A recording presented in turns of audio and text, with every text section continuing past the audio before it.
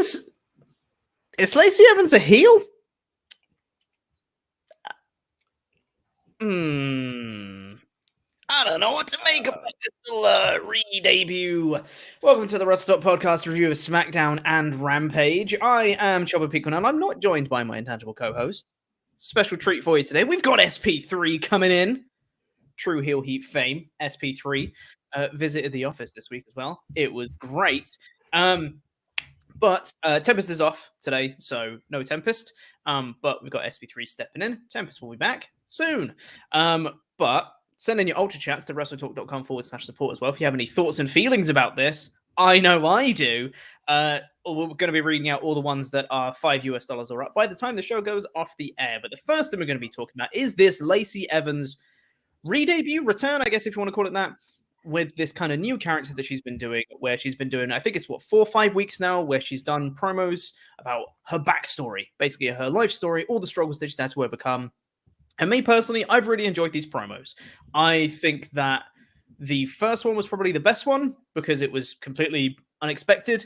It didn't have the red, white, and blue backdrop, which I don't think is actually that good. Also, I'm going to apologize in advance. There's a lot of construction work happening directly above me in the flat above. They're getting a new kitchen. So if there's a lot of drilling and hammering and all that stuff and you guys can hear it, sorry. So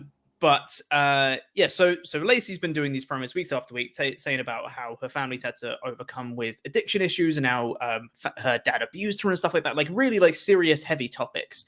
And I think she's been delivering them really well in these promos, and it's been getting me the most invested I've ever been in Lacey Evans. So that's nice. Yeah. That's really good. She came back this week. She did one more promo earlier in the show, and she came back on this episode.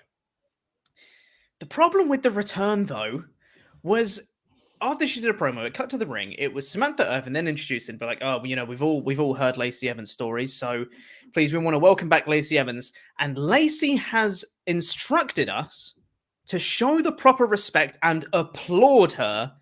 Here she is, it's Lacey Evans. And she came out and she was hamming it up and going, yeah, and celebrating in the crowd, and everyone was applauding her, and the commentary team's going, oh, what one inspiration, Lacey Evans. Yeah, just really, really happy to see her back. And then she did, you know, the women's right pose thing, you know, the one. And then she left. And I was really confused by the whole thing because I really thought we were supposed to cheer her. And WWE was still portraying it like we were supposed to cheer her. But also her saying, everyone applaud me, I've been through a lot, is such a heel trait. What's happening, SP3? They've completely mind-boggled us all, I think, because first of all, I agree with you. Like, the first one was a surprise. It was very enlightening, and you know, you were able to get invested in Lacey Evans and not have the veil of the sassy Southern belle, and you got to really know her. The second week, they kind of upped the volume on the background music, which I was like, okay, this isn't as good as the first week, but I'm still here. I'm still for it. The third week, I was like, okay, great. This is a great finale. Then we got a fourth week. And I was just like, okay, all right, you're dragging it out now. And then this was the fifth week. And I was just like, I'll be honest with everybody here. I never hold any punches. I didn't really listen to this promo because I was at the point where I'm like, okay, I get it. Your dad sucks. Your life sucks. Okay, I get it at this point. You're dragging it out too long. And then that introduction happened, and it was just very jarring because it got to the point after the fourth week where I'm like, okay, I get this is the new character, but what I'm scared of is that we're going to go the Sheamus Jeff Hardy route of really talking about someone's serious problems as a heel heat. So whoever she feuds with first is going to be the heel to be like, yeah, your dad sucks, your life sucks. Yeah, like how I was feeling. Like, that's how they're going to get their heat. And then we got this heel, and it was just like, so you sympathized her, you told her real life story about all the struggles, all the people in her family that have dealt with addictions and how she's overcome that, become a great mother, become a great Marine, become a great wrestler, and she's a heel? Huh? Like, I don't know where we go after this, but what we did get at the end of the promo that I did hear is that she switched it up a little bit. Instead of saying, they're no better than me, but I'm no better than them, they're no better than me. So that makes a fighting person. She said, I'm soon to be SmackDown Women's Champion. So I mean, I think it's a foregone conclusion that Ronda Rousey is going to win on Sunday at WrestleMania Backlash, and we're probably going to get a third match with Charlotte and Ronda. And my fear is that they're going to do the mistake they made with Becky Lynch after WrestleMania 35, where Becky Lynch was hot, a new champion, and the first feud she got was Lacey Evans, and they're going to do that to Ronda Rousey coming out of this Charlotte Flair feud, and her first feud is going to be Lacey Evans. So I really don't know what to make of this, because obviously she said she's going to be SmackDown Women's Champion, and I think that with this character, if they did it right, there's enough legs. There could be genuine fan support for her that could get behind her as a strong babyface. And my worry is that they didn't see this as a heel move. Them saying Lacey has requested that everyone show the proper respect and applaud. They just think that's a babyface being like, hey, you guys should acknowledge that I've been through a lot, right? Which is not a thing. It's definitely a heel thing. It's not true. But my worry is that WWE are still very much portraying her as a babyface. And her saying every week, if they keep this up, of her being like, you must show respect and applaud because Lacey's been through a lot, is going to wear thin very, very quickly, and people will start to boo her. And now what you've done is you've just started booing an abuse victim. Well done, WWE, right? That's a bad time. That's a bad call. Don't do that. So I'm concerned with this one because I think they had something and I'm worried that they're going to squander it. My worry is more that it would be Ronda wins at WrestleMania Backlash. Charlotte Flair then is angry and then goes after Lacey Evans and been like, hey, shut up. You've been through stupid stuff, and I'm gonna. Oh, I just came up with a terrible line that I'm not gonna say. Oh, I just came up with a really, really offensive that I reckon WWE might do, but I'm not gonna say it because that's bad. Don't give them the idea. Yeah. So I'm concerned that I think they're still gonna push Lacey Evans as the big babyface without the babyface qualities, like they did the babyface work, and now they've just piled a bunch of heel stuff on top, which is just going to obscure all the work they did before. So I'm worried. I don't know where they go from here. Yeah, that was like my whole fear after like the third week of this whole promos is that they are presenting her with her real life story, but then she has to be into the WWE storylines. And what WWE doesn't do well is real life stories. So yeah. this is why I don't think it's going to connect very well. I want the best for Lacey, and I would say this is the most depth and layers that they've given her character, but yeah, it was just very jarring. Like my partner who doesn't always watch SmackDown caught that part and she was just like, I'm confused. Like I thought he was like watching the promo and she was like, this is not a little special for mental health month. She was like, this is a storyline. I was like, yeah. And then she heard the introduction. She was like, well, I want to boo her now. Like what's going on? Like she was so confused. She was half asleep, by the way. So you can imagine, us watching it being confused. Imagine someone half asleep watching this after taking care of 2 kids all day, and they're just like, "Wait, what?" And yeah, that's where all of us were at. Yeah, I'm baffled. I'm baffled by this choice, and it's not the first time, obviously, that WWE's done something weird like this. I just really hope, at least for Lacey's sake, because I reckon she deserves a good chance with this character to see if she can get good babyface support behind her and see if she can make something of this run. I think it'd be unfair to her to just kind of pull the rug out and not give it a proper go. I hope for her sake, more than anything, that they drop the whole Lacey request that you applaud her thing, because that will turn fans way quicker than WWE would expect. I think that is like what one-way ticket to Boo Central, right? Which they need to just get off that road real quick. So I really hope that they at least drop that bit. And the thing is, even if they brought Lacey back and they said, hey, we've heard the really tragic story of Lacey Evans. We're going to welcome her back to WWE. So everyone, please get on your feet. Let's applaud and welcome back Lacey Evans. I still would have been a bit like, this isn't quite right. But at least Lacey herself didn't request that. That sounds like WWE is saying, let's appreciate Lacey for all she's done kind of thing and all she's been through, which is very, very different from Lacey saying, you should all appreciate me more because I've been through a lot. Because spoilers, everyone's been through stuff. Even if it's not as bad as what Lacey has done. Obviously, there's a lot of stuff in her life that she's talked about the last few weeks. Everyone has stuff that they've been through. Everyone has tragic things that have happened to them or family members or whatever. So her being like, everyone acknowledge me. She's saying acknowledge me. She's the tribal chief. She's the tribal Southern Belle. That's what it is. The tribal belle. She's the tribal belle. Oh my god. You cracked the case. You cracked the case, Pete. That's what she's trying to get across. No. We have to acknowledge what she's been through, acknowledge her as our new tribal belle, and we need to cheer her. So she's the one. She is the one. She's the one. Oh god, I hate all of that. Anyway, should we see what you guys think? Keep sending in your ultra chats to WrestleTalk.com/support. We're going to read out all the ones that are $5. The Tribel? No! Oh, chat, you've done it. Well done, chat. Well done, chat. Hold on. Andy Hannon, well done. Well done. Very good. The Tribel. Oh, that's beautiful. Send in your chats. WrestleTalk.com/support. Said if $5 are up, we're going to read them. Tails P said, okay, here we go. Great start to the ultra chat. Love it.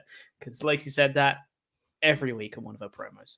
I think I time traveled. Lacey made her entrance. Pat and Cole announced she was about to have a match with Raquel Rodriguez. There was a Raquel video package, and then Sami Zayn came out. Did I miss something? Did they say she was going to have a match with Raquel? No, they said, we've been learning more about Lacey, like we've been learning more about one of our newest superstar, Raquel Rodriguez. It was one of those weird segues, so I can totally understand if you were confused and thought it was leading to a match. Yeah, exactly, yeah. We'll talk about, got some other ones that are just about AEW in general. Cool KK, let's not deal with those initials too much. It says, hey, all hail Quinnell, and it's good to be me, SP3. I really wish that Jurassic Express seemed more like top-level tag champs versus interim champs. Now with JB going after the FTW belt, they're losing more and more focus. Hashtag tag team top guys, hashtag LAW for life. Nice, thanks. Yeah, I'll be honest, I haven't watched Dynamite from this week. Have I missed something with Jungle Boy going for the FTW title? Where's this come from? Basically, they were interviewing Team Taz backstage, and of course, it's a backstage interview, so they always have to be interrupted. So Jurassic Express came in, and Jungle Boy was like, we accept the challenge of Ricky Starks and Powerhouse Hobbs for our tag team titles. But first, before that, he wanted an opportunity at the FTW championship. And then we got Christian saying that Ricky Starks' shades are fake, and Ricky took exception to that and accepted the challenge of Jungle Boy. Huh. Cool KK again says, do you think the FTW belt will ever be held with any high prestige within AEW? When they debuted it, I had really high hopes that it was going to create this rough, tough division, all doing what they can for that championship. Personally, I think the FTW belt is just getting in the way. They have so many belts in AEW, and to have one that's not officially sanctioned or recognized, yet still be defended on, it's just a weird dynamic that I don't think fits with the rest of the promotion when they have so many other belts, especially with the Ring of Honor ones now.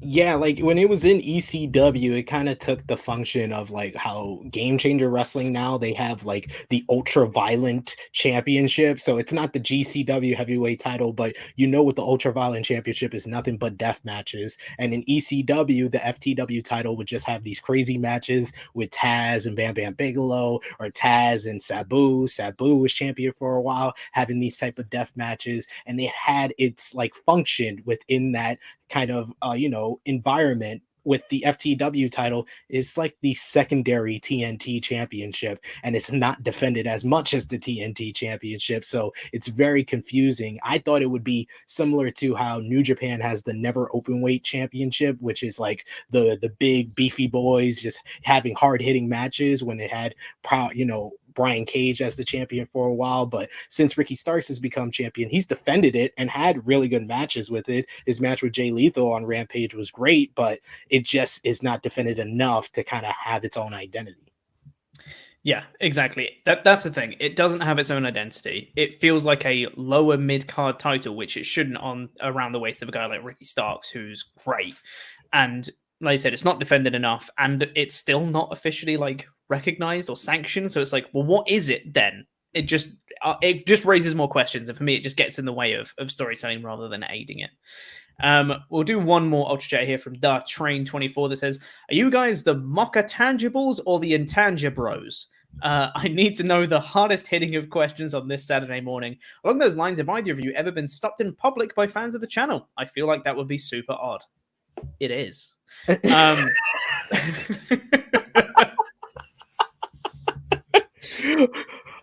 I got it at when I went to Full Gear in November last year. Like, I had people that would stop me and be like, "Oh, you're from WrestleTalk, or you're from True Hill Heat," and I was just like, I don't know how to react to this. Like, the first time I ever got it is when I did a reaction video. Well, I still do reaction videos on my friend's channel, Jimmy Macaram, for like TV and movie reviews. And someone came up to me in Yankee Stadium, in the middle of Yankee Stadium, like, "Hey, SP3?" I'm like, "Where do I know you from? Did we go to school together?" It's like, "No, I'm a fan of Jimmy's channel." And I'm just like, okay. Oh. Hey, you want to take a picture? I don't know if I was like supposed to say, "You want to take a picture?" You want to? I don't know how to react.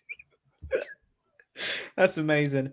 I've got it a couple times at wrestling shows, mainly because I'm with a lot of the other WrestleTalk guys as well. So we're quite a noticeable like group of people.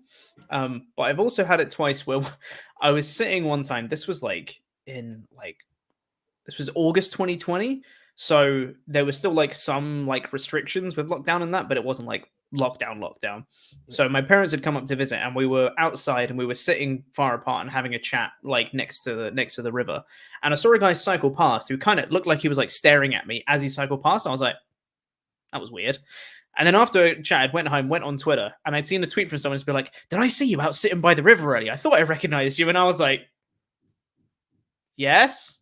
I was just chatting to my parents. And there was another guy who was very lovely, who went to the same gym that I did for a little while. And he came over, and I just had like my music in. I was barely even paying attention, so I thought he wanted like the seat I was on or something, or the machine I was using, all that. And he came up and he was like, "Hey, I'm a big fan of your channel." I'm like, "I back you on Patreon and stuff." I'm like, "That's awesome. That's really cool. That guy was really nice." And then I stopped going to the gym, not because of him. I want to clarify. That's what it sounded like. That's definitely not what happened. Trust me, we went back to the office. That's what happened in August 2021, and all my schedule got thrown out of whack because suddenly I was going back to the office instead of working remotely. Anyway, we'll get into more of your Ultra Chats later. Keep sending those into WrestleTalk.com/support. But we'll get into the rest of SmackDown now, then the rest of Rampage, then your Ultra Chats afterwards. So, SmackDown as a whole, it started off with a big old recap of the Beat the Clock stuff from last week. I always love my favorite phrase when they say, "It's about bragging rights." I'm like, I don't care anymore. You've just made me check out instantly. Like, what you mean is there are no stakes. Like, that's what you're trying to say. Yes. But whatever. We had Charlotte Flair versus Aaliyah. They went through, here's a couple of things happening tonight. Here's Charlotte Flair versus Aaliyah. Going to have this as the opening match. And I was like, you know what? I'm okay with this because it's a segment where, because it's something that I've only really noticed because of this match, really, but something that WWE does a lot is that if someone is in a feud with someone else, they have to interact with them in every segment. Like, they have to be talking to them every single week, or they have to have a match, or they have to have a promo segment, or a contract signing, or something where those two have to interact on the show. They can't have like a single match over here or a single match over here to build up both of them. So when they do collide later down the line, it makes more sense or whatever. So I was like, okay, it's not Charlotte and Ronda interacting. That's good. Yeah. Cool. It can give Charlotte a win ahead of the pay-per-view. Also good. And it makes sense from last week because Aaliyah didn't tap out quick enough in the I Quit beat the clock stuff. So you know what? Charlotte would be mad about that. I'm all for this. This is great. And then Charlotte came out and did a promo, and I was like, never mind. I'm not on board anymore. I don't want this. I don't know what this promo was from Charlotte. She was like doing a quick type 5. Like, what was she up to on this one? I don't know. I've not been into Charlotte promos for a while, and this wasn't good. She was just cracking jokes and stuff, and then she'd like just called Aaliyah to come closer as if she was Ronda Rousey, and then she just punched her in the face. I was like, "What did you expect to happen, Aaliyah? Stop being an idiot." Sure, whatever. It was an opening promo. Yeah, it was great that Pat McAfee pointed out that Aaliyah came closer to her when Charlotte was calling her Ronda. He was like, "That's not even your name. Why would you come closer to her?" Like, I love Pat McAfee. He's the voice of us watching the show, really, a lot of times when he says stuff. But I did like this at first as well, because it's for the fans that only watch SmackDown. This was a very cool way to kind of start the show, because that's how the show ended last week, with Charlotte basically playing with her food and not being able to put away Aaliyah, even though she only had 101 seconds to get the job done. She still wanted to take her time with it and lost the beat the clock challenge. This was a nice little progression to that, and she could have just had a quick promo, got into the match, and finished her in 101 seconds. That would have been the logical thing to do, but no, we can't have a match start off the show. We have to have a promo, and the promo leads to a brawl between the people that are actually feuding at the pay-per-view. But I will say, people don't realize this, but Charlotte and Ronda Rousey have been feuding since January, since the SmackDown after the Royal Rumble, when Ronda chose Charlotte to be her opponent at WrestleMania 38. And this is the best segment they have had together, because it just kept it physical. You keep a mic out of Ronda's hands and just keep it physical between the two women. Ronda came off well. Charlotte came off well in the brawl. I could have done without the promo, and they could have just had her, beat Aaliyah, and then Ronda come out and did the brawl. That would have been more effective. But overall, I thought that this was a good opening to the show, and actually felt like a good go home segment for the pay-per-view, which I won't be seeing a lot on the show. Yes, I agree. Yeah, I thought this was a very effective brawl, and I think they kept really good intensity through it, which a lot of times when WWE put on like pull apart brawls and stuff, it feels very superficial, because they just do a couple punches and then a bunch of officials come out and then that's it. They get pulled apart and they're like, grr, and then like that's it. Whereas this one, they got a good physicality. They kept coming back together, and even when they were like falling on top of each other, and even when they were like trying to be pull apart, Ronda just got in a couple of shots in her back and stuff like that. It was like it felt a bit more like real and intense than you normally get from a brawl. So I thought this was really good, effective segment, and a good go home angle as well, which is nice. That's good to see. Thumbs up for the start of the show, I'd say. After that, we got a recap of the Baszler, Natalya, Naomi Banks feud so far. I love that they show a recap of Shayna Baszler doing the elbow stomp, which they called the Future Endeavors stomp. Don't like that. That's bad. Don't do that. But they did the replay of her doing that to Naomi, and then they said Naomi had a minor rotator cuff strain, and I was like, you've just made me not care again. Why did you just tell me that she got like a mild boo-boo? Like, just say she got hurt. That's it. Just to come out in little wrappings and she's hurt. Maybe in a sling, sell it a bit. That's fine. It's like just a mild rotator cuff strain. And then she came out with like sort of bandages, but like no sling, and she was fine mostly. And it was like, yeah, why you gotta do this? Come on. But we had Sasha Banks versus Shayna Baszler. I've really enjoyed that because of the camera angle of this. Sasha's headband just looked like it said "get" rather than legit. Get her. Yes. Get. Which I thought was great. This match was fine. It was fine. I got nothing else to say, man. Like, the match itself was okay. I didn't really like the finish because it was just like a roll up with Natalya's help. Baszler won, but then the baby faces, with an injured Naomi, stood tall. So who went over here?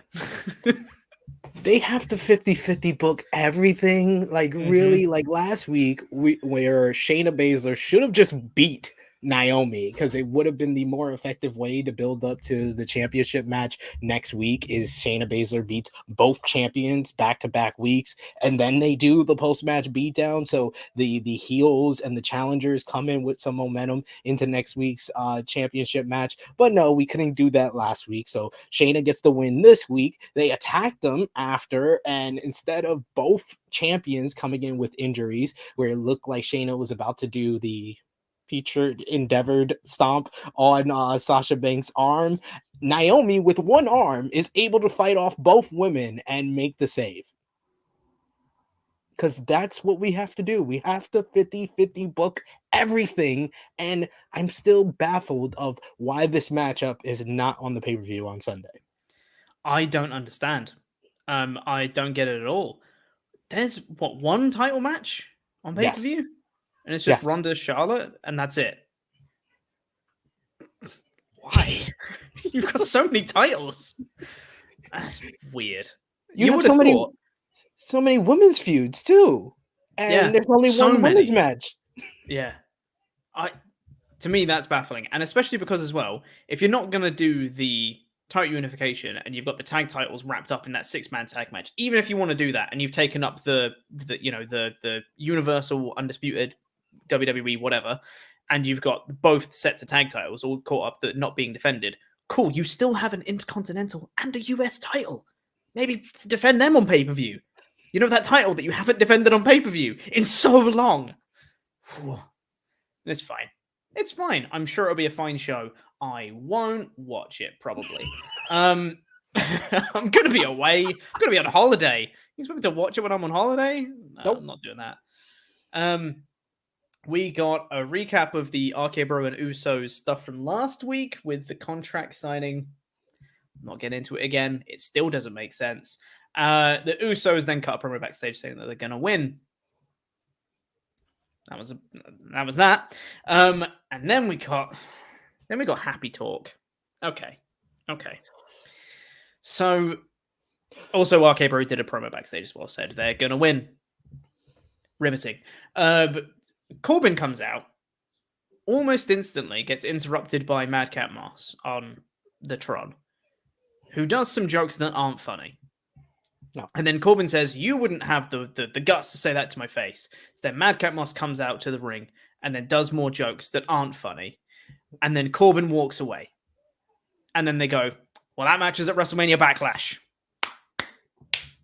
What a go-home angle. Like, Jesus Christ, man. Is it really that difficult? I did not like this at all. Oh, you were a lot better to it than I was. Like, I hated this segment. I thought that a lot of this show, in a vacuum, I enjoyed it. But this segment alone just made me be like, oh no, I did not like this episode of SmackDown, because this is supposed to be the go home angle where the babyface is a wisecracking comedian who's not funny and has yet to be funny. He's just as a babyface because people hate Happy Corbin, but he couldn't even get a reaction with these awful jokes. And they did the Pitbull one. That was clever because he did look like Pitbull, Happy Corbin. He did with the sunglasses and what he was wearing. So that was a pretty good one. But it was like a law of diminishing returns after that. Like, that was his first joke. And then it just kept getting bad, worse, and worse after that. And it just dragged so much that I couldn't really reinvest into the show after this segment. But it made me clear that I was correct in my prediction earlier in the week that Happy Corbin is winning this match on Sunday, because they got to 50-50 book this. They have to. Please don't have Happy Corbin win this. I can't have this feud go on for longer. Yep. Please. Also, what is Happy Talk? What is Happy Talk? Because in my view, I thought it was a talk show. You know, you bring out a guest. Who was the guest? This was just Baron Corbin cutting a promo. Stupid.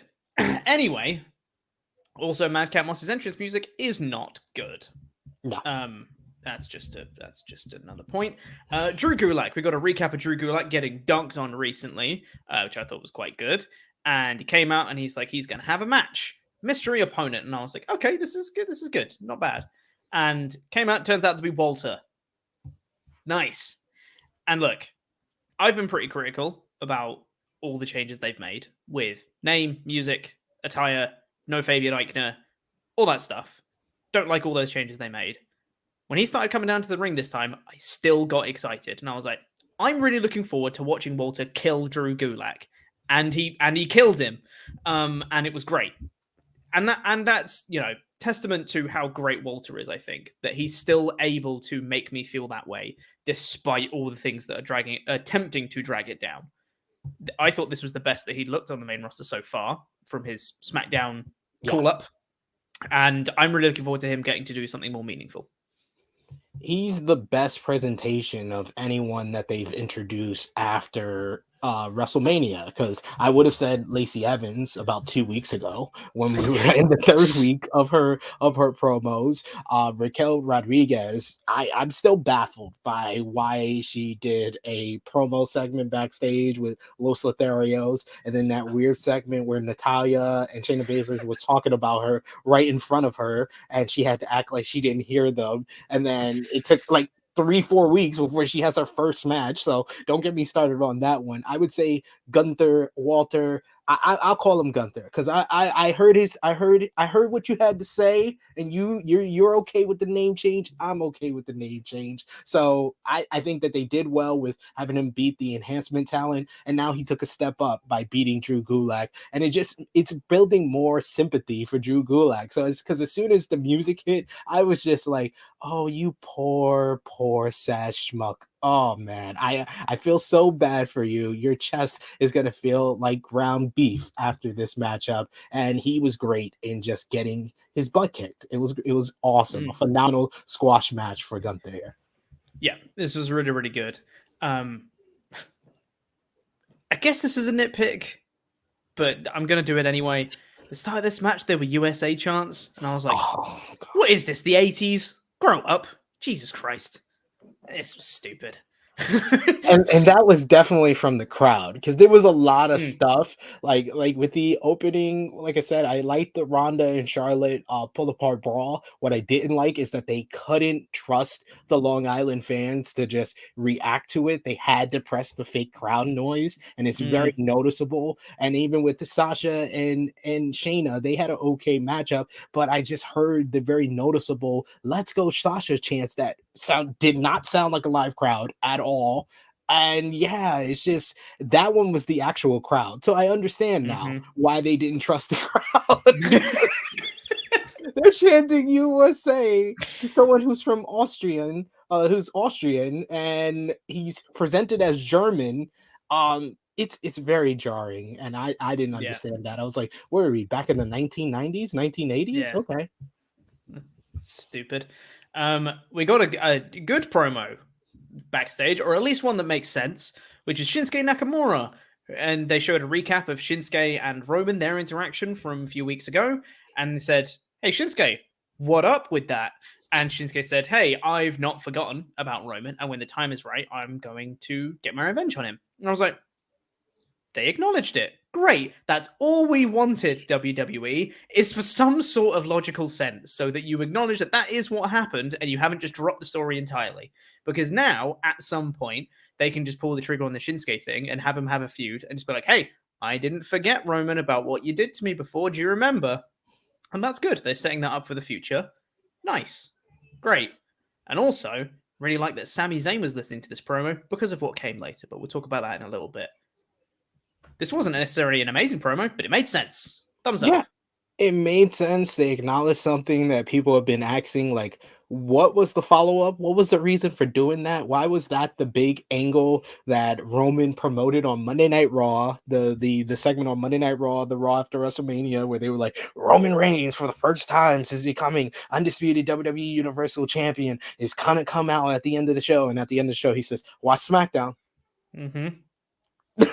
Then we watch SmackDown, and all he says is he wants the Usos to unify the titles, and then what he did last week just kind of screwed that all up. But then he had the whole angle with Shinsuke Nakamura, and they finally just acknowledged it. That's all we asked for. Is just make it make sense. It doesn't make sense that we saw Shinsuke as a lumberjack and he didn't say anything before that, or he hasn't had a match since then to kind of give him some wins if he is eventually going to verse Roman Reigns. Like, yeah, but we got to take what we can get here. The best part, yes, was Sami Zayn in the background. He's basically, his new character is Randall from Recess. He's just good. He's just writing down notes.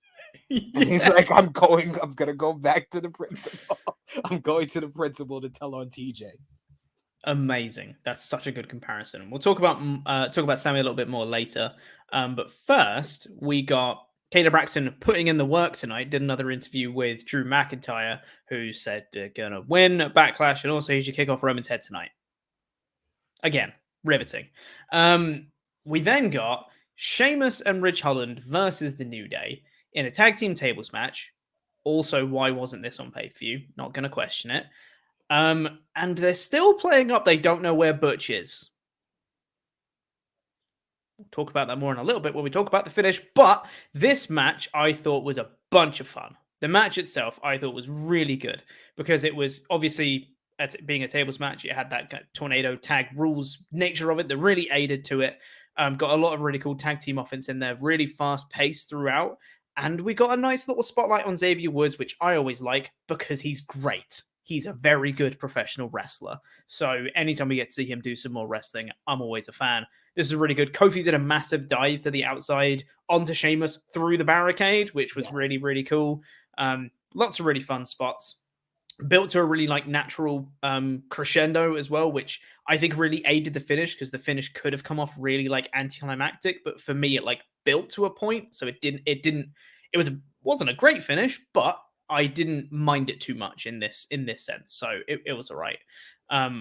Really enjoyed the match, but then the finish came in where Butch revealed where he'd been the whole time, which is under the ring, which doesn't make any sense because they've changed arenas since he left. And also he left through the crowd, but that's not the point because he came out and he beat up Woods and Kingston, and then Woods got put through a table, and then Sheamus and Holland won. He went from Scrappy Doo to Hornswoggle in one segment. Sure did. He's been living under the ring. That's where Butch has been. I would say this was the most fun match on either show, on SmackDown or Rampage. I liked a lot of matches on Rampage. I liked definitely more matches on Rampage than I did SmackDown, but in a vacuum, this was the best matchup because Kofi Kingston felt like the Kofi Kingston of 2019. Like he was just flying all over the place, selling for Sheamus and Ridge. Ridge was serviceable for what he had to play here. Sheamus is always great in the ring. I think that he's a guy that doesn't get enough credit. And like you said, Xavier Woods is someone that it just feels like since he's come back, he's had good matches, especially like his matches with Butch. I love the new finisher of the backwoods, and the references from Pat McAfee are always a lot of fun. But this was like the best presentation of Kofi and Xavier as a tag team in this matchup. And the finish was what I pretty much expected. I knew all this, where it was Butch, was going to lead to him eventually coming in and interfere and helping Sheamus and Ridge get the victory here. But the finish, it does have a deflating feeling because this really felt like it should have been the blow off, and I don't think it is. Not at all. No, I don't think this is the blow off at all. Maybe that will get announced today that it'll be a Backlash match. Who knows? I'm sure we'll find out at some point, but I can definitely see them still feuding for a while. Hey, it's Kayla Braxton again. She's once again putting in all the work on this show. She went to speak to Paul Heyman. Paul Heyman had a little funny interaction with her. Then Sami Zayn approached Paul Heyman, and Kayla Braxton walked off, and Paul Heyman just calls her, "No, don't leave me alone with him!"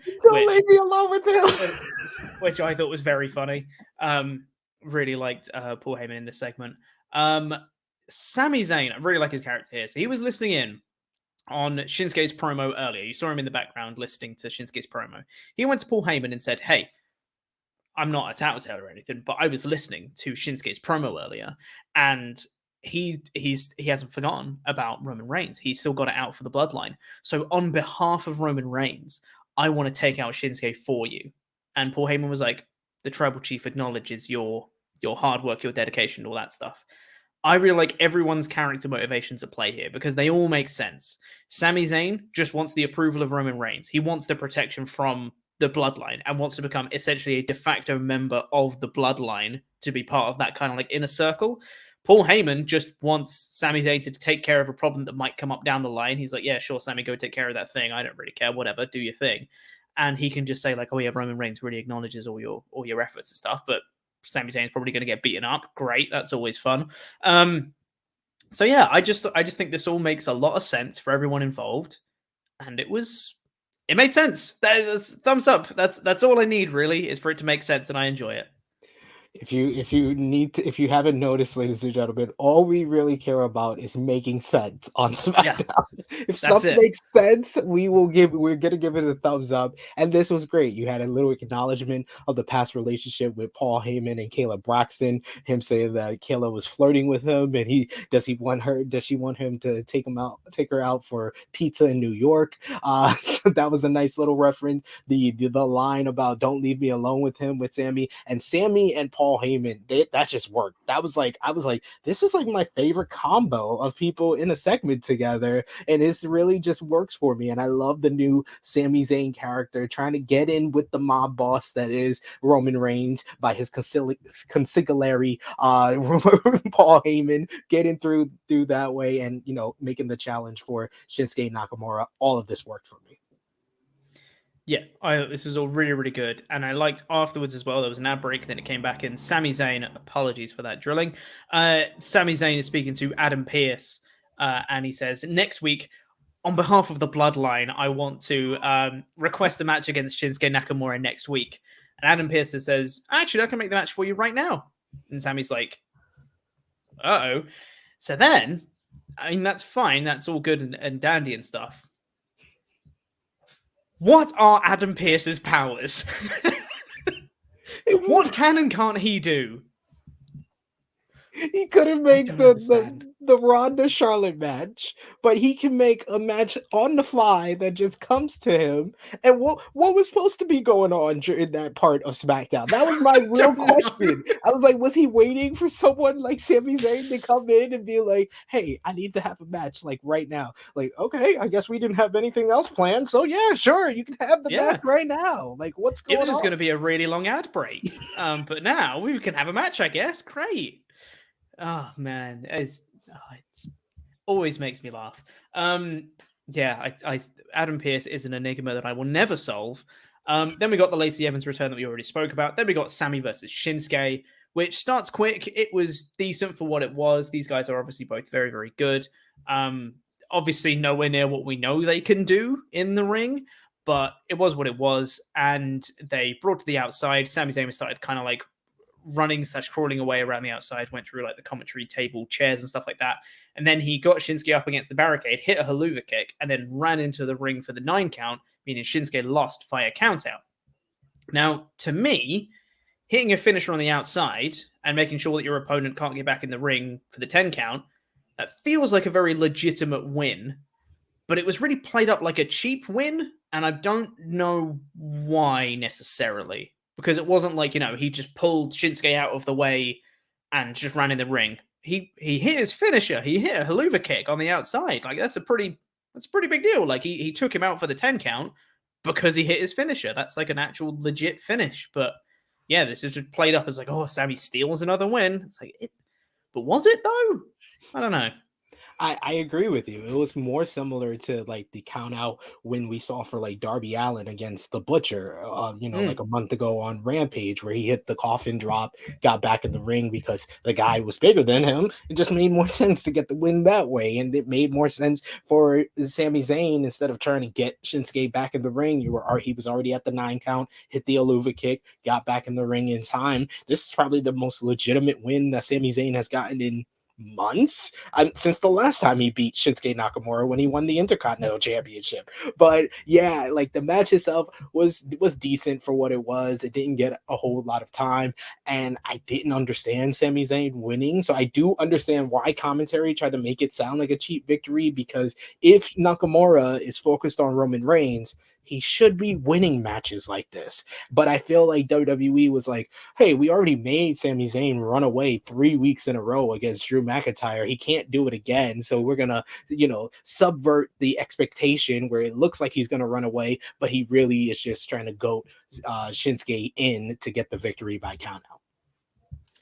Which, I think will make sense. And I think if it had been a legitimately cheap win from Sami, then you can build kind of like a Sami Shinsuke feud and blow that off, and Shinsuke gets a big win, and then Shinsuke can go after the big boss Roman, or down the line.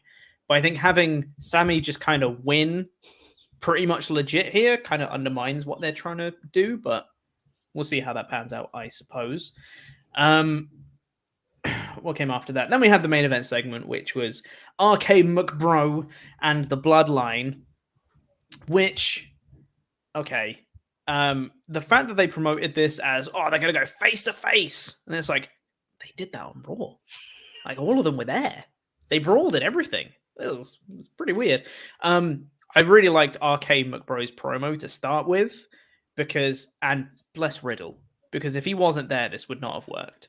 Yes. But Riddle is just the guy that just makes all this comedy stuff just work. And anyone involved with him, he also makes them funny as well, and I don't know how he does that, but he is absolutely the glue of this segment that brings them all together. It's so good, because they all acknowledge various things, and they had Drew McIntyre acknowledging that he beat up Randy Orton acknowledging that he beat up Drew McIntyre, and Riddle's like, and we all acknowledge that bygones are bygones. I also acknowledge that Randy Orton has the thickest legs in WWE, and he's like, the you most also muscular, muscular, but his are more vascular, and it's like, oh, that's good. It's a good line. It's funny, and all of them are like, acknowledge, like the whole time, and it's like bouncing off of Riddle just instantly somehow makes you more funny. And that really made the segment work for me. Drew McIntyre called Roman Reigns the biggest piece of crap walking this earth, and I was like, feels like a bit much, Drew, but maybe temper that a little bit. But yeah, sure. Roman comes out with the rest of the Bloodline. He goes to cut a promo with the mic, but instead just throws the mic away, and the crowd don't really react to that at all. And I was like, that's supposed to be a big deal, guys, but sure. They come down, they have a brawl very, very quickly, and then the babyfaces stand tall. Riddle and Randy Orton hit an RKO. Drew hits a Claymore onto Roman, and that's that. Now, I would have said that this was a very effective go-home angle, but it was the second brawling go-home angle on this show. I think it was the worst brawl of the two, and also worse than what they did on Raw. So I don't think it was actually that effective. It didn't add anything that we hadn't already seen to this feud. Is kind of how I felt. It felt like, to me, I always follow this of booking 101 with WWE is whoever stands tall in the go home show usually is not going to win at the pay-per-view. So this made me feel like, oh man, the Bloodline are going to win this 6-man. So they're really not going to go to Drew and Roman, because it makes sense to do this 6-man if Drew gets the victory leading into the whole feud of McIntyre and Reigns. But if he loses at the pay-per-view, doesn't that kind of put him down the line just a little bit? Even though it's not a singles loss, it's still a loss on pay-per-view in a big-time matchup. I know Roman is the end-all be-all, but he kind of needs challengers at this point, because we're now a month and change out of WrestleMania, and we still don't know who's the first challenger for our undisputed Universal Champion. So yeah, it just was very baffling. And I do agree, like, Monday Night Raw was the better of these, where both sides kind of came out even though RK Bro came in and gave the RKOs to the Usos, and then Roman was surrounded by all three men and they left him alone with Drew. We got the interactions with Drew and Roman, but then, you know, everybody started brawling and then they separated everybody. So everybody came out even. In this one, it was clearly they were trying to build up RK McBro, and they did a good job of doing that, but it just, knowing WWE and wearing my Vince hat, as I always like to say, it just makes me believe that the Bloodline are going to get the victory at the pay-per-view. I like the whole interaction with RK McBro. Like you said, Riddle is just hilarious. Even getting Drew McIntyre to make a weed reference, A1 in my opinion. That's a joint acknowledgement. I love it. I love every single moment of that. So that was great stuff. I wish we would have got a full build up to this 6-man tag to see these three interact some more. It feels like something that was tacked on before the lumberjack match, and then they just decided to do the 6-man the week after, and we've only really got 2 shows of a build up to the 6-man tag. Yeah, and I think all of what you're saying makes a lot of sense. Like, you would want the baby faces to go over, but I think it only really matters if wins and losses matter, which, as we know in WWE, they don't. And I don't think they want Roman to lose. Roman hasn't lost a match, any match, since, 2019 or something like that? It's a long time since he lost his last match. So I think they're just going to have the Bloodline win because that's the team with Roman on, and we can't have Roman lose. So I reckon one of the... Riddle will probably get pinned, maybe by Roman, and then you'll have Drew go after Roman anyway and just be like, well, you didn't pin me, so singles feud. Maybe. I don't know. Anyway, that was basically the whole show. I thought it was a 3 out of 5 show.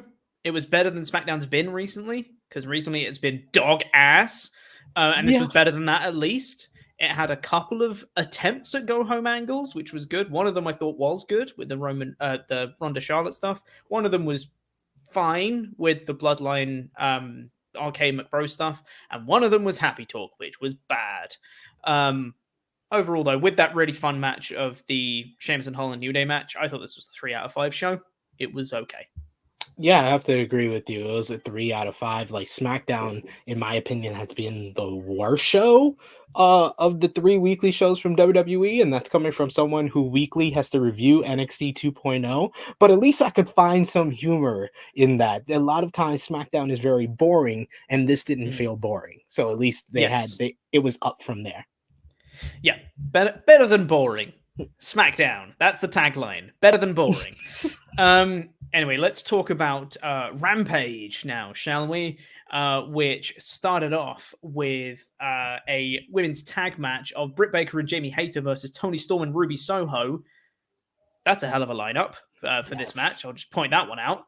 Wow, that's 4 wrestlers right there. I really enjoyed this. I thought this was really good. I really like the interactions between all of them here. I really like that.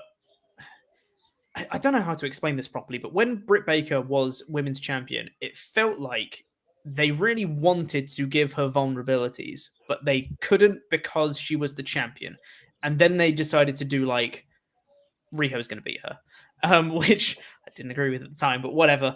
And it feels like now that Thunder Rosa's champion, they can start to have Baker mixing it up a little bit more. She doesn't feel like kind of like this person that's on the pedestal above all the other women. She's kind of a bit more on everyone's level, and everyone feels a bit more elevated because they're around Baker's level now as well, which I really enjoyed in this match. I really like the dynamic between everyone in this match, and I really, really enjoyed it. It was good fun. Big thumbs up from me. Yeah, we're in full agreement on that one. I thought that this was a nice way to kick off the show, and it was history making, as Britt Baker always likes to be a history maker. It was the first time a women's match kicked off an episode of Rampage, so that was a nice change of pace. It set up 2 women's matches on the show, and it was a little preview of the Owen Hart Foundation tournament, which I think they've been doing a good job on both the men's and the women's side. Ruby Soho was, once again, I feel like anytime these 4 women are in a segment together, Ruby Soho stands out as the star to me. And I felt like she was very motivated. Like she has a pep in her step now that she's been being used over the last couple of weeks. And she felt like that. I really felt like it should have been the moment for Ruby Soho to get her win back on Britt Baker in this. But I think they are more setting up the future, which it seems like they're going to be on both sides the same bracket of Dr. Britt Baker, DMD, Jamie Hayter, and Tony Storm. So the finish with Tony Storm pinning Baker kind of sets that up. Either Storm has Baker's number or Baker's going to get her win back in the tournament. Either or, I thought that this was a fun way to kick off the show. All four women interacted very well. I've been loving Jamie Hayter, by the way. Jamie Hayter has, like, without really saying much in those backstage promos, she's been standing out. Like the little moment when Ruby Soho was like, "Oh, you just got to put your manhood on the table," and then Jamie Hayter looks underneath Britt Baker's shirt and like looking for her manhood. And then this past week where she's like looking at the camera like, and then this match, her interactions with Tony Storm were really good. So I love all four of these women, and this was a good way to kick off the show. Absolutely. We then got calling into the show. Big fan, Eddie Kingston, called in to AEW Rampage somehow. Not going to question the logistics of this one. Where they played him talking on the phone to Chris Jericho. Eddie Kingston is so good that even on a little phone call where you can't see his face, I'm still like, best promo. God, this is so good. Him saying that he went home and he saw his wife crying because she was so scared and then said, "I'm going to make you feel that way, Chris." And he said, "I'm going to hurt you." And as he said it, he was like half laughing. He was like, "I'm going to hurt you. And it's going to be great." And I was like, I'm scared. Really good. Love Eddie Kingston. Like Eddie Kingston over the phone. That is the best over the phone promo I've heard in professional wrestling history. They used to do this a lot in like the 90s on Monday Night Raw and stuff. But I ain't even on Nitro. But this was like the first time I remember it for AEW where it really just worked. And just him describing, his wife, seeing him with the burn mark and her crying, and then Jericho's reactions to what Eddie Kingston has been saying has probably been the best part of this feud. His reactions to Eddie getting in his face, like, look in my eyes. You're not built for this. You're going to put a hit on me. You're not built for this. And his reaction to that, and then his reactions to this was just great. I like the interactions between these two. I just wish that overall the JAS, Kingston and Santana Ortiz would get over some more people in this. I feel like Santana had a good showing against Chris Jericho, but I feel like Ortiz has kind of been in the background of this, as well as the rest of JAS. Someone like Daniel Garcia had a great match with Eddie Kingston on Rampage, but it hasn't really felt like they are really pushing him further. So I'm hoping after Double or Nothing, we get the big stipulation match between Kingston and Jericho, and we see some type of progression in the story. Yeah, totally 100% agree. Tony Nese did a promo with Mark Sterling where he challenged Danhausen to a match. All right. And then we got Hook versus JD Drake. Hook won pretty quickly, obviously. I quite like the way he got into the Red Rum this time. This was good. I really liked that he looked like he was going to do the classic spot of he got chopped and was like, yeah, hit me again. And as he was going to do it, he just headbutted him. That was a really Hook spot. I can tell like that's personality, because I was like, Hook asking for a chop doesn't really like fit. Like he just goes in there, gets the business done, leaves. That's like his thing. He's not going to stand around and wait to get chopped and stuff. It doesn't really fit Hook. And then him asking for the chop, I was like, oh, that's weird. And then he just the headbutt. I was like, there it is. There's Hook. Never mind. You got me. This was a fine enough match. It was a Hook match. It was what it was. It was good fun. Danhausen then came out and said Hook should be in his corner because Tony Nese is going to have Mark Sterling. So maybe Hook can be in Danhausen's corner. And the crowd were really chanting for Hookhausen. They really wanted Hook to be in his corner. Danhausen was like, come on, give me an answer, and like pushed him in the chest. So Hook almost like instinctually just pushed Danhausen to the floor and everyone booed. Danhausen then offered him a bag of chips with a bow on it. And Hook picked him up and was kind of like debating doing it. And the crowd was like, yes, yes, yes. And he was like, don't know whether I should take these or not. I don't know what to do. And then he threw them on the ground and he left. And he didn't take them. I have been relatively critical of the Hookhausen stuff, mainly because I don't really get Danhausen. I don't really understand it. I'm not really on board with it. But people like it, and that's fine. I don't have to like it. That's okay. Please keep doing it if people like it and people really like it. I like this segment. This was fun. This was nice. I like the bag of chips and the bow and him being like, no, I'm not going to do it. That's cool. I'm on board with that. Yeah, that's what I thought.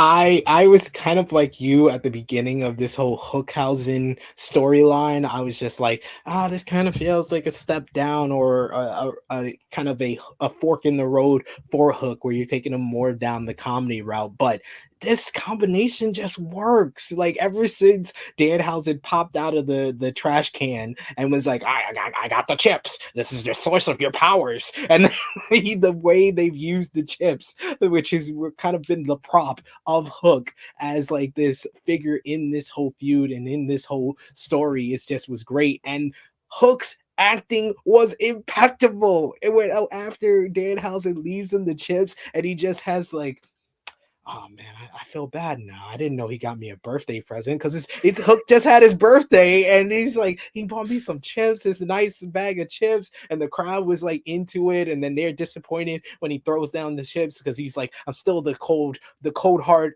handsome devil. I can't accept these chips, but I feel kind of bad now. So you can see where the story is going, where Hook will probably make his presence known during that Danhausen and Tony Nese match. I really enjoyed the squash victory. Just Hook's regular offense on someone big like JD Drake just makes it that more impressive. Like that suplex he did where he lifts JD Drake, I was like, whoa, I didn't know he had that in him. And then the headbutt to the chop was very good. And I love the way he did the Red Roam. It was kind of like, in MMA, when a bigger guy has the size and the power advantage, you just hook him in, get the submission, and then he tapped out real quick. He didn't have to go down. He didn't really diminish JD Drake much. So that was a good, everything about this segment kind of checked off for me. And I am one of the number one hookers out there. And I want to say that the top 3 stories in wrestling is the Blackpool Combat Club, the Baddies, and Hookhausen. That Hookhausen has made the top 3 stories for me because I'm very much engaged in where we're going with this. This has vibes. I know a lot of people compared it to AEW's RK Bro, but that story was all over the place. I feel like people don't really want to remember that Randy Orton was kind of cool with being partners with Riddle until he took his like month break, and then he came back and he's like, oh no, I don't want to be partners with you. I was like, this story didn't make sense. This feels more like our Rock and Sock connection, where Mankind is Danhausen. He really wants to be partners with The Rock in Hook, and Hook is just like, no, I'm too cool for you. That's what it kind of gives the vibes to me for. Dax Harwood cut a promo backstage saying that he's going to beat Adam Cole in the Owen Hart tournament. I'm really looking forward to that match. That should be a bunch of fun. Very excited. And after that, we got another Owen Hart women's qualifier of Yuka Sakazaki versus Riho. I thought this was a really fun match. I did not expect this to be as fun as it was. No disrespect to either of the wrestlers. I just didn't think it would be put in the spot to have that great a match. I thought it would just be a quick, like, Riho wins. Great, everyone applaud. But they got some time. They got some chance to showcase what they could do. I thought both of them looked really good. Crowd got really into it by the end as well. This was really good fun. And obviously, Riho won. Good stuff. 2 most underrated theme songs in AEW is Riho and Yuka Sakazaki. Yeah. I love that. I love it so much. I love the little difference in Riho's attire because she's versing a babyface, so she went a little bit more dark. And like you said, like, it was hard hitting. They really worked well with each other. I love the little strike exchange at the end where, that would kind of be the bridge to the ending of the match. And then the ending just comes out of nowhere, where Riho kind of took advantage of the fact that she thought they were just trading strikes and then just rolls her up. It was very smart, brilliant type of match. And I thought that this was the best match on the show. Yeah, I thought this was really, really good stuff. And we got the brackets revealed for the women's tournament as well. So in the first round, it's going to be Toni Storm versus Jamie Hayter. Britt Baker taking on the Joker. interesting. Riho versus Ruby Soho and Red Velvet versus Hikaru Shida. All of those matches I think I'm quite interested in. And I'm hoping the thing is, are we going to be keeping on with the Shida Deeb train? Because I kind of don't want that anymore. They've been feuding for like a decade, I think. So I would really like it if the Red Velvet Shida stuff transitioned into a Jade Cargill Shida thing. I'd be well into that.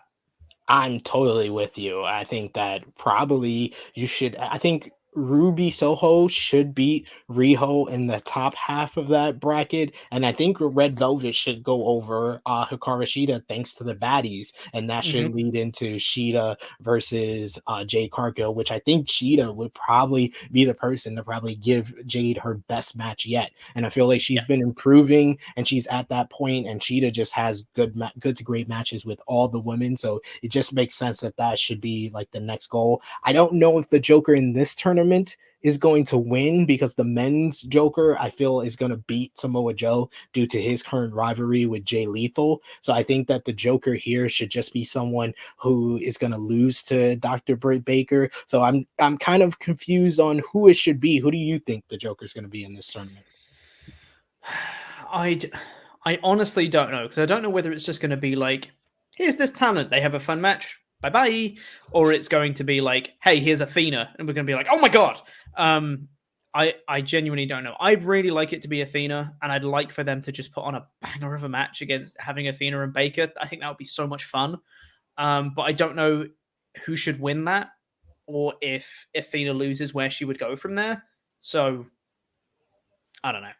I want it to be Athena just to say fun match.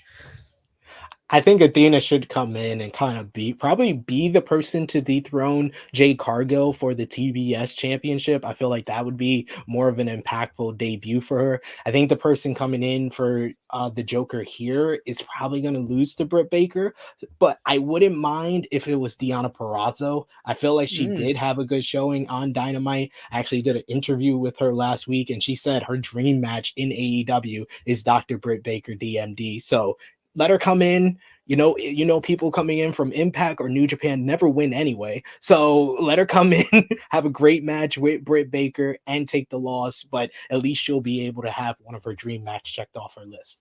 I also think if you brought in Mia Yim, I feel like she could have like a really good match against Baker and lose and still feel like a big deal, and then could go on to have some good matches and stuff. But I don't know how they would play it. But anyway. Yeah. Sean Spears does a promo saying that Wardlow is going to lose because he's got a chair that says Giant Killer on it. Cool. Men of the Year did a promo. Ethan Page says the mixed tag team match is off. Okay. Frankie Kazarian came out, and then he was talking with Scorpio Sky. And Scorpio is essentially the face in the group and is having all this tension with Dan Lambert and Ethan Page, and saying that the days of this title getting passed around like Ty Conti backstage are over. That's a brutal line. And says that he's going to be giving Kazarian a title match, which will be next week on Rampage. Cool. I don't know what's happening with all of these dynamics changing and all of these things. I don't know. It's weird. I would say it's very clear that they are still leaning to Dan Lambert and Ethan Page being the heels here, because you had Lambert cut the hometown heat promo saying he's from Baltimore, but now he wants to be considered from Miami because he doesn't want to be associated with these people. You had Ethan Page take away a matchup that probably people want to see, so that gets the heat on him. You also had Kazarian come out and say that Ethan Page is just like Sammy Guevara. They have their stupid little vlogs. All he needs is a blonde hair girl, and he's basically Sammy Guevara. And then, the dynamics between Scorpio and Frankie is kind of like they are kind of teasing a reunion of sorts, but first they're going to have this match for the TNT championship. I just could have done without the line about Ty Conti. Yeah, I got a pop. Yeah, it was funny in a way, but it's just like Ty has not really done anything for me to boo her like Sammy Guevara has. I think that the heat should be on Sammy and the insult should be about Sammy passed around like Sammy Guevara backstage. That would make more sense because we saw Sammy get engaged and then he's with Ty Conti a couple of months later. We don't know what happened with Ty Conti in her real life and what happened before her situation with Sammy, but we have seen Sammy get passed around. So that would have been a more effective line. I feel like a lot of these Dan Lambert feuds just come down to women has sex, bad. And I'm like, okay, it's 2022, guys. Let's move on. Yeah. Yeah, it's just a lot of changing dynamics with Sammy and Ty going heel, and then like Men of the Year kind of went face, but then Ethan and Dan are still heels, and Scorpio going face. It's like it feels like there's a lot of change, and it still feels like they're finding their feet as to where they want everyone to go and what they want them to do. But I'm sure it will play out soon enough. We then got the main event, which was Jay Lethal versus Tonosuke Takeshita. I hope I'm saying that right. I did not know anything about this man, about Tonosuke Takeshita before this match. They played a little video highlight package of him being at House Always Wins and on Dark and stuff like that.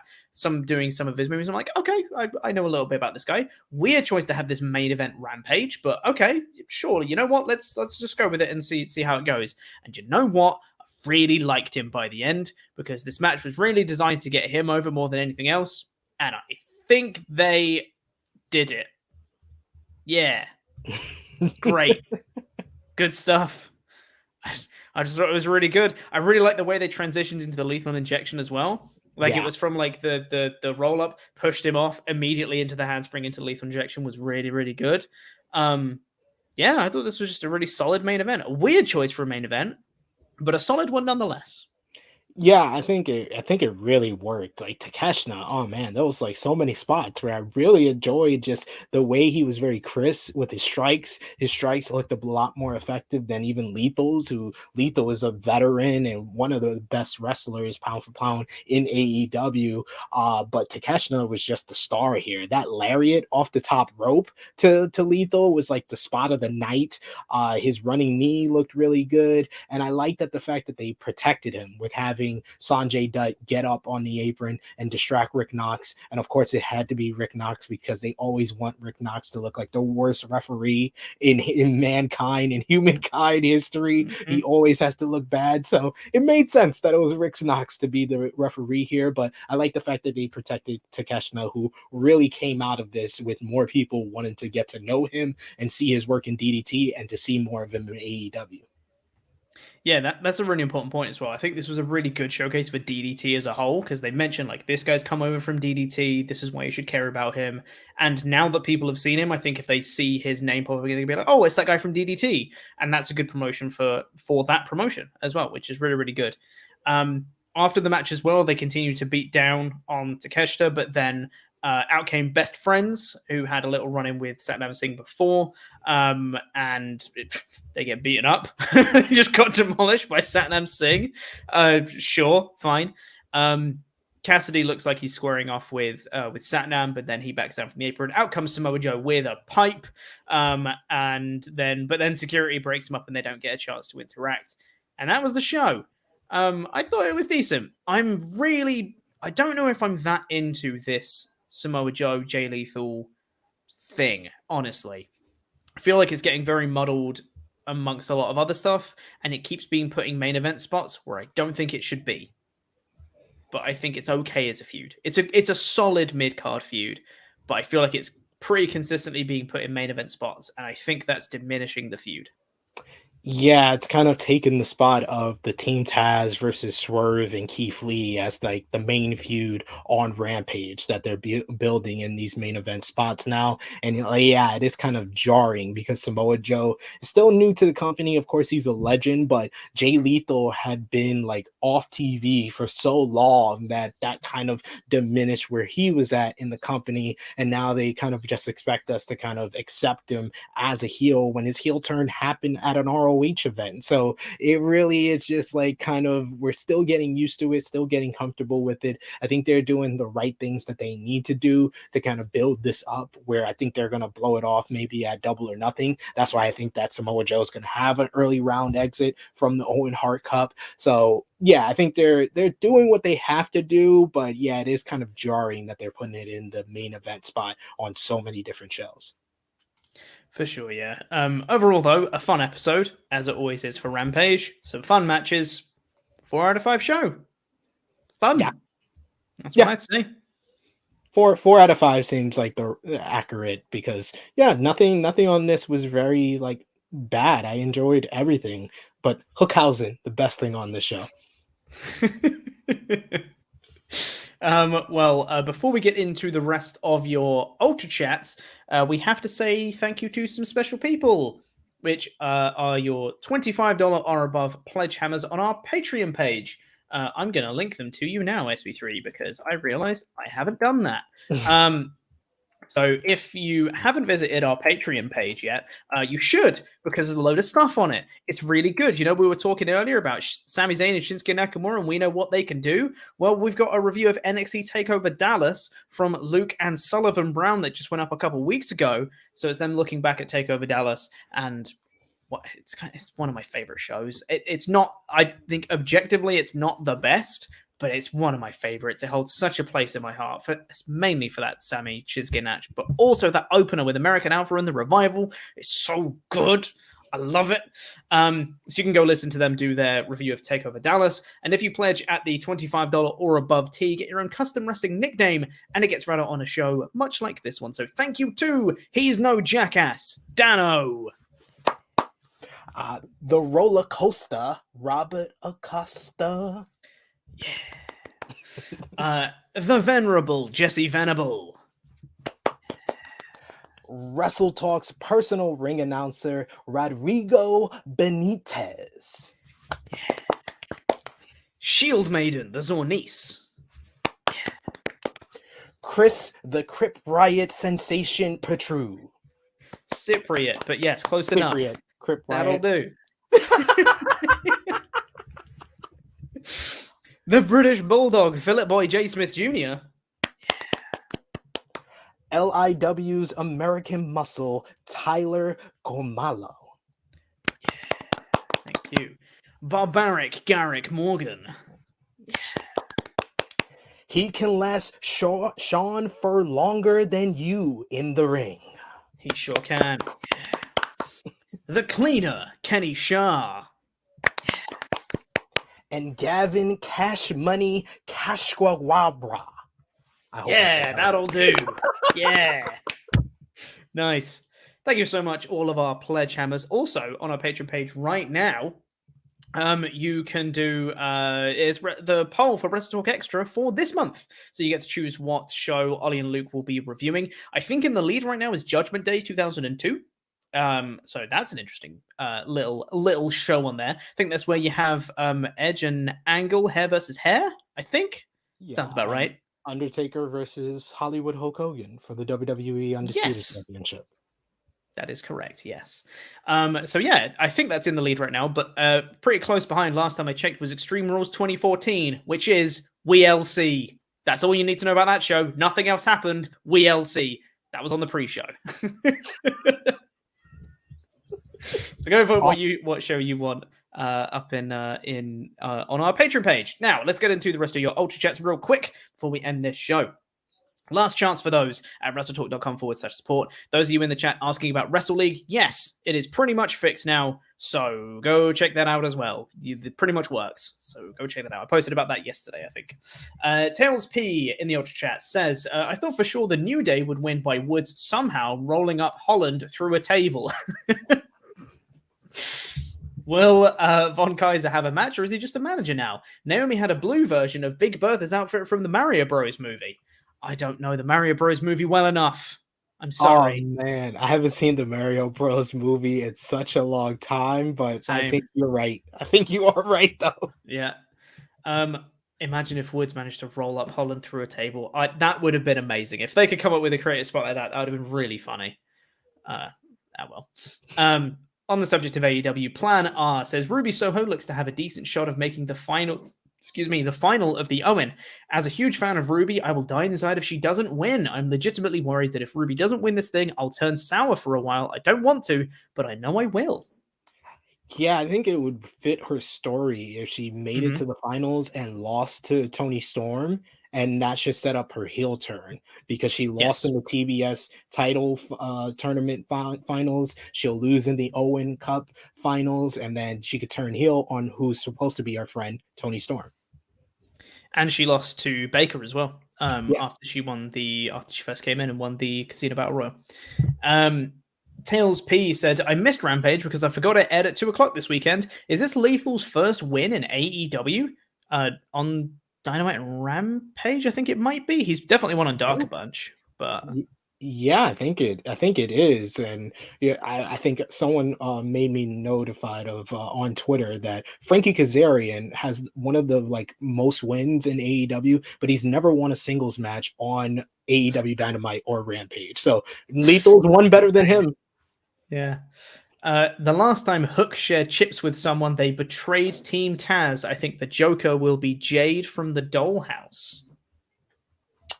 Jade from the Doll. Oh, that's Mia Yim. So yeah. Makes sense. That makes sense. Yep. I think that's going to do it for the Ultra Chats. Also, I've seen someone in the chat asking stuff about Patreon. Message us on the Patreon page and I can respond to you over there so I don't miss it in the live chat and all that stuff. Thank you so much for watching, everyone. Thank you, SP3, for filling in. Really do appreciate having you here, man. Plug your stuff. Where can we find you? Well, you can find me here on the WrestleTalk Podcast YouTube channel every Wednesday, 7 p.m. UK, 2 p.m. Eastern Time with Sat E Nyangi as we review NXT 2.0, Mocha 2.0. Always enjoy the Mocha chats and the interactions and my SB Gacy impersonations of Joe Gacy's promos. Always a great time with that. And over on the True Heel Heat YouTube channel, we're going live in about 10 minutes for True Heel Heat 174, where we're going to have special guest Victor Perry, who's a New York City teacher who's developed his own wrestling club for the kids in his English class. And he just had Sasha Banks visit his school yesterday. So we're going to talk about that as well as the latest wrestling news. That is awesome. It sounds like a great show. Everyone go check that out. And thank you so much for watching this show. Subscribe and like if you haven't already. We'll be back with a bunch more content soon. It's WrestleMania Backlash tomorrow. Adam and Sullivan Brown will be doing live reactions for that show. And then we'll have a podcast review about the next day. Then we'll have a Raw review the next day after that, etc. And the ball keeps going. Thank you so much for watching, everyone. Really do appreciate it. We love you so much. Stay safe. I need my outro thing. I always forget I have an outro thing now. Bye. Where's my outro thing? There it is. Bye.